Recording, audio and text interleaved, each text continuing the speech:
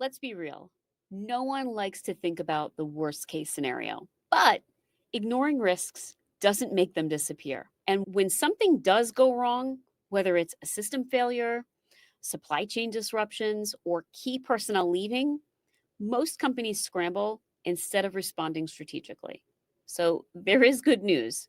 You don't have to leave things to chance. Today, we're going to talk about how to build a risk management framework that helps you identify, mitigate, and respond to operational risks without slowing your business down.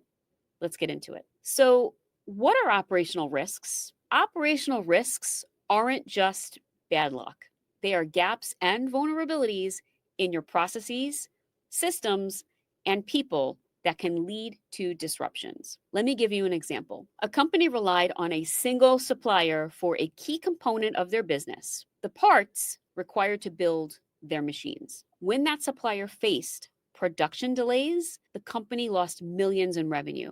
That's an operational risk that should have been mitigated before it became a crisis. The second are some of the most common risks businesses overlook. And before I share them with you, I want to say that I am not sharing these or making these up because of what I do for a living.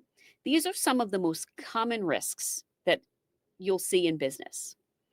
I've spoken about these all before, but now I hope that this hits home for you and starts to make sense in your business. The first is technology and system failures. What do I mean?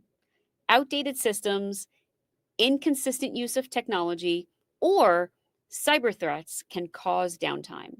The second is process failures. Now, there is no clear workflow. Critical tasks will get missed, causing delays and errors. The third here is people risk. Key employees leave, and suddenly no one knows how to do their job. Now, there's another video in this library on this particular topic called When Employees Leave, Chaos Ensues. Here's how to fix it. I highly suggest you go have a look at that. The last one that I want to mention here is external factors like things that we're seeing right now in supply chains across the globe, regulatory changes, supplier issues, or even natural disasters can disrupt operations. I want to actually talk a little bit more about those external factors. It's on everyone's mind right now, and no one is exempt from it. Regulatory changes, supplier issues, or natural disasters. Where to begin? Risk identification. First, you need to know what could go wrong. Conduct a risk assessment. Look at every single department, every single process, and every single system. This also should include your shadow IT, which, if you don't know what that is, there was also another video in this library about shadow IT, what it is, and how to find it. Okay. Next, I want you to ask what happens if any of this fails? Let me give you an example.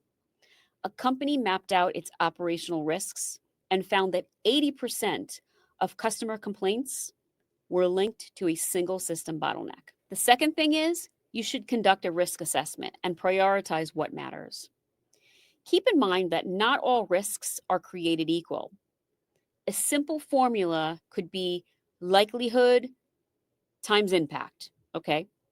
If something is both likely and high impact, it's a top priority. Okay. The third here is develop risk mitigation strategies that make sense for your business. Make sure that they are realistic. I know I talk about this a lot, and I want you to diversify your suppliers and vendors. Don't rely on just one vendor for mission critical supplies. Single source suppliers is one of the most risk seeking acts any business can take. Next, automate and streamline your processes. You already knew this was coming, and that's okay. I hope that this makes why I stress this so much real. Reduce manual errors and dependencies, especially on key individuals. Next, cross train employees. Another risk avoidance that I talk about a lot is if only one person knows how to do something, that is a huge risk. Next, cybersecurity and data protection. I highly recommend that you regularly review your security protocols because breaches aren't just an IT problem, they are a business problem. And lastly, and I don't talk about this enough publicly, but all of our clients have, in some way, shape, or form, have a version of this, a continuity plan. Prepare for the worst. Mitigation helps reduce risks, but what happens when something still goes wrong? That's where business continuity plans come in. Let me give you some quick guidelines for developing continuity plans that you'll want. Let me quickly give you some guidelines for developing a continuity plan. You'll want to first back up your systems and have a data recovery backup. If your systems crash, how fast can you get back online? Next, crisis communication plan. This is a big one. Who needs to be notified? How will you keep operations running?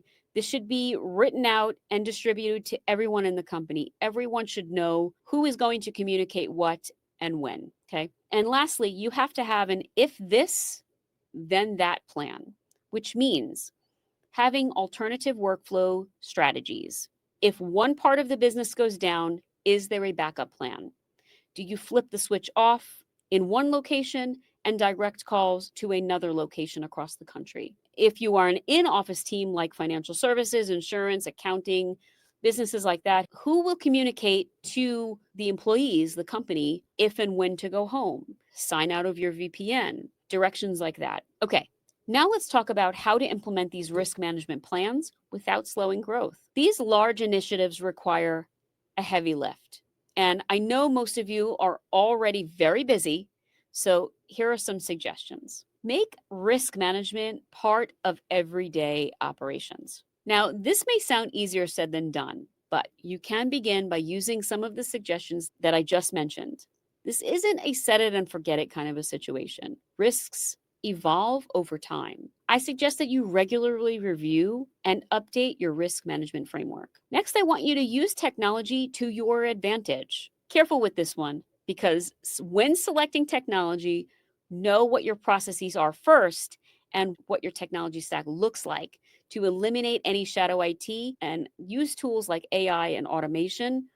They can help predict and mitigate risks, whether it's supply chain analytics, cybersecurity monitoring, or predictive maintenance. And lastly, you can run scenario testing. Practice makes perfect, and it's always a good idea to know how to do something before it becomes a real situation. You can run a what if simulation to test how long you can operate without a main supplier, or active shooter or emergency exit scenarios in warehousing, or exiting the building in an office setting to meet in one specific place externally.